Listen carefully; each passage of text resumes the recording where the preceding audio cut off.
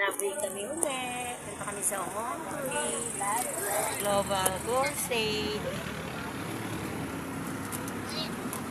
Ito na. The expressway na kami. Labo. May mga pumunta sa Home Free Global Crusade, Luneta. Ito po kami, Laboy ulit. Ang Home Free Global Crusade, Luneta. Luneta na kami. Dito ka tayo. Luneta na kami. Dito kami. Ayun, ayun sila. Kain kami. Dito muna.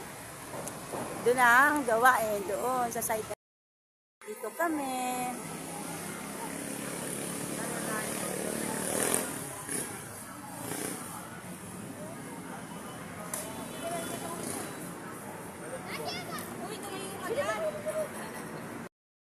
Dito na kami.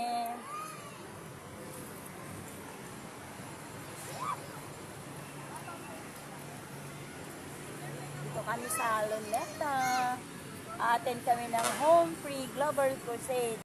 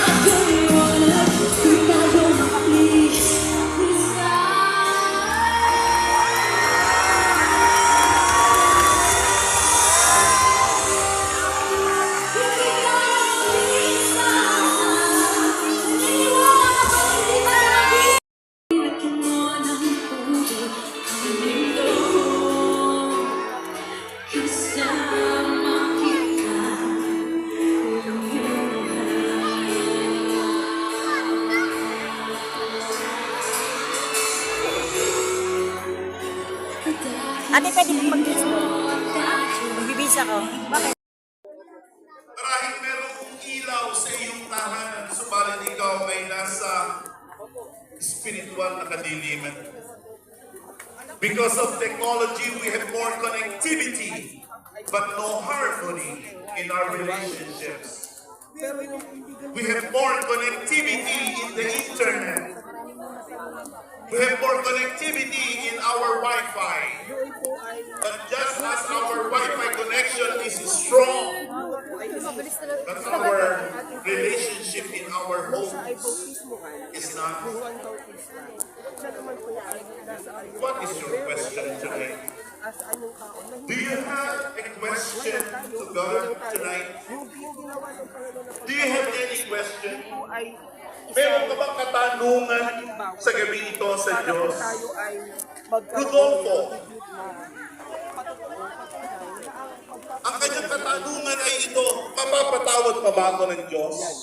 Matatanggap pa ba ako ng Diyos? Yun ang tanong ni Rodolfo. That was his question. Do you have a question to God tonight?